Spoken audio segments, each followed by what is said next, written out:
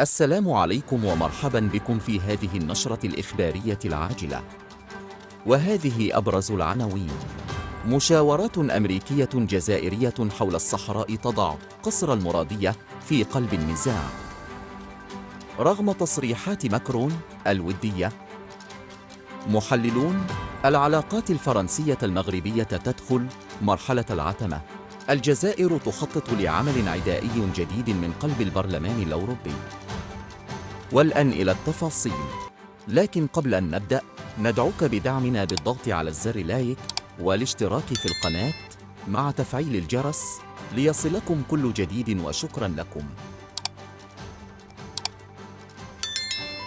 كشفت الخارجية الأمريكية أن نائبة وزير الخارجية ويوندي شيرم ناقشت مع وزير الخارجية الجزائري الجديد أحمد عطاف نزاع الصحراء المغربية، وذلك خلال اتصال هاتفي بمناسبة تسلمه منصبه.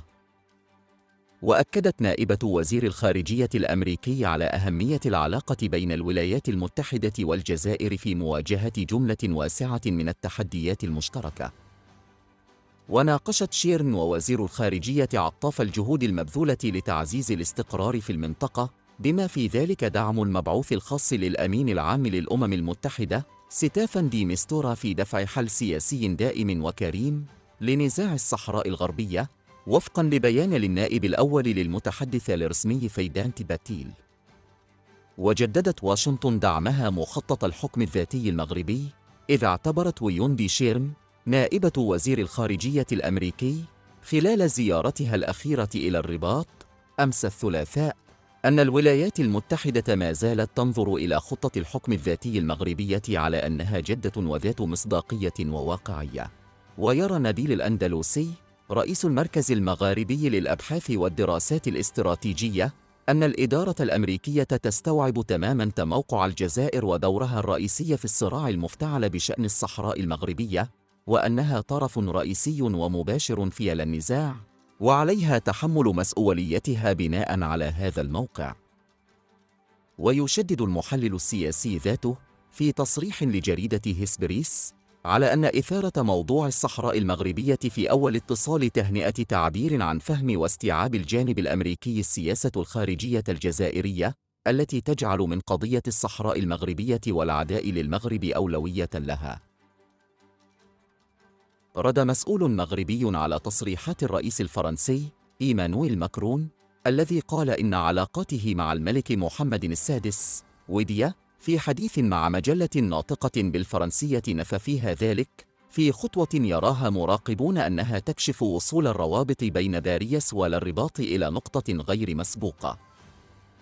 وفي المؤتمر الصحفي الذي أعقب خطابه حول العلاقات بين فرنسا وإفريقيا في 27 فبراير بقصر الإليزي، اعترف ماكرون بوجود مشاكل بين المغرب وفرنسا، لكنه قال إن علاقاته الشخصية مع الملك محمد السادس ودية وأنها ستبقى كذلك.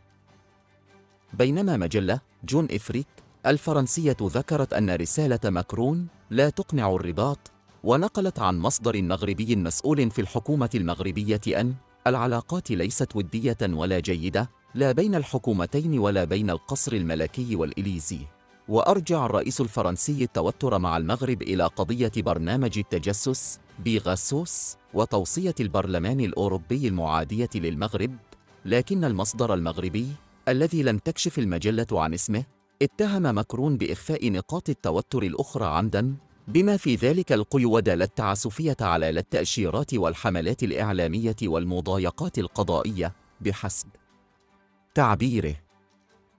ويضيف المصدر الحكومي المغربي أن تورط وسائل الإعلام وبعض الدوائر الفرنسية في نشأة قضية بيغاسوس والترويج لها لا يمكن أن يتم دون تدخل السلطات الفرنسية، تماماً كما لم يكن من الممكن تمرير تصويت البرلمان الأوروبي دون التعبئة النشطة لمجموعة التجديد التي تهيمن عليها الأغلبية الرئاسية الفرنسية. الجزائر لا تكل ولا تمل، هذا ما ينطبق على نظام الجارة الشرقية وجنرالات قصر المرادية الذين يهاجمون المغرب بمناسبة أو بدونها، وينفثون سمومهم تجاه بلد جار ما يجمعه به من قواسم مشتركة أكثر مما يفرقهما. وفي هذا الصدد كشف موقع مغرب انتليجنس عن استعداد السلطات الجزائرية للدخول في استراتيجية ضغط جديدة تستهدف البرلمان الأوروبي بهدف تعزيز موقف جبهة البوليساريو وقضية الصحراء في صفوف أعضاء البرلمان الأوروبي تزامناً مع التوتر الحاصل بين الأخير والمغرب. وبحسب مصادر مطلعة للموقع، فقد وافقت الجزائر على اعتماد ميزانية كبيرة لتمويل عدة تجمعات وجمعيات صحراوية تأسست في فرنسا وبلجيكا للسماح بتنظيم مسيرات تهاجم المغرب. ويدور الحديث أيضاً في الأوساط الجزائرية، يقول الموقع، عن تنظيم دوري لعدة تجمعات في بروكسل وستراسبورغ أمام مقري البرلمان الأوروبي بغية الترويج لأطروحة الانفصال التي أكل عليها الدهر وشرب وتجاوزها الزمن والزمان. وتسعى هذه الاستراتيجية الجزائرية الجديدة إلى الاستفادة الكاملة من التوترات السياسية بين البرلمان الأوروبي والمغرب لإعادة مسألة الصحراء إلى واجهة الساحة السياسية الأوروبية. السلام عليكم. لا تنسوا الإعجاب بالفيديو والاشتراك في القناة تشجيعا لنا لنستمر بنشر المزيد إن شاء الله.